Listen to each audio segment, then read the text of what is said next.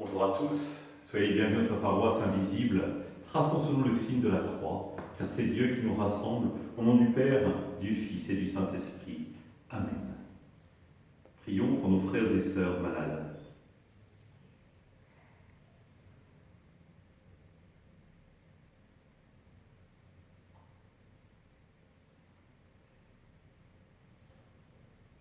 Prions pour les soignants et tous ceux qui œuvrent pour le bien commun.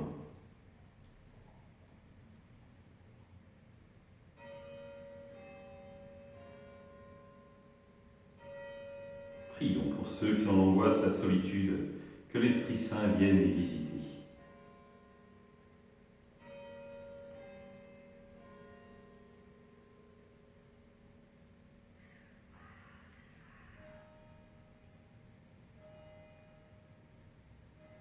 Pour manifester notre communion, je vais maintenant allumer cette bougie au cierge pascal.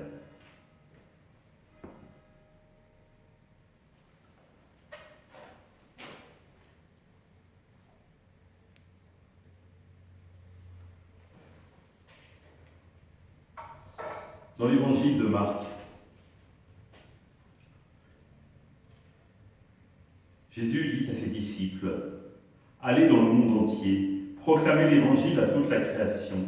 Celui qui croit et sera baptisé sera sauvé. Celui qui refusera de croire sera condamné. Voici les signes qui accompagneront ceux qui deviendront croyants en mon nom.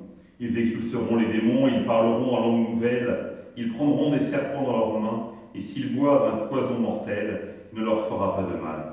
Ils imposeront les mains aux malades, et les malades s'en trouveront bien. »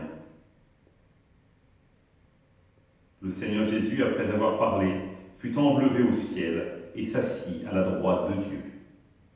Acclamons la parole de Dieu. Louange à toi, Seigneur Jésus. Nous sommes à la fin de l'évangile de Marc et il s'agit des dernières paroles du Christ à ses disciples. Donc effectivement, elles ont un goût particulier, une saveur particulière, nous devons y prêter attention. La première chose que Jésus demande, allez dans le monde entier. Est-ce que ça vous dit quelque chose? Est-ce que ça vous rappelle une parole? C'est ce que demande Dieu au début du livre de la Genèse. Allez, emplissez la terre. La mission accomplie, maintenant, allez, faites des disciples, baptisez. C'est-à-dire, aidez les gens à faire l'expérience de Dieu, aidez-les à réaliser combien ils sont aimés de Dieu, aidez-les à voir comment être chrétien, cela peut changer une vie. Passer de l'obscurité à la lumière, passer du doute à la connaissance,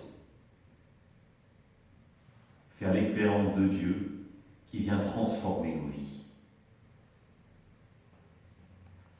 Pour la plupart d'entre nous, nous en sommes les bénéficiaires. Nous avons fait ce pas de la foi, ce saut de la foi, et nous avons expérimenté au cœur de notre vie combien Dieu peut être agissant.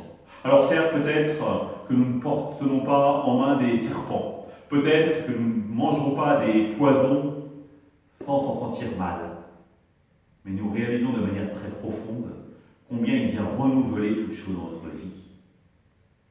Combien nous mettons en œuvre cette parole de Christ qui sera baptisé, sera sauvé. C'est-à-dire qu'il pourra vivre une communion pleine et entière avec Dieu et pourra être divinisé par Dieu. C'est-à-dire accepter le don de l'Esprit Saint qui vient nous inonder et remplir notre vie. Je pense à ces confirmants de la paroisse, jeunes et adultes, qui vont être confirmés samedi prochain à Carquefou. Ils vont faire l'expérience de l'effusion de l'Esprit. Puissions-nous, tout au long de la semaine, prier pour eux. Et prier également pour chaque membre de la communauté, pour que l'Esprit Saint vienne lui-même se désensabler de nos vies, pour qu'il puisse à nouveau souffler et transformer nos vies. Ensemble, nous prions. Notre Père, qui es aux cieux, que ton nom soit sanctifié, que ton règne vienne, que ta volonté soit faite sur la terre comme au ciel. Donne-nous aujourd'hui notre pain de ce jour. Pardonne-nous nos offenses, comme nous pardonnons aussi à ceux qui nous ont offensés. Ne nous laisse pas entrer en tentation, mais délivre-nous du mal. Amen. Que le Seigneur nous bénisse, qu'il nous accompagne pour la journée, nous garde dans la paix. Au nom du Père, du Fils et du Saint-Esprit. Amen. À demain.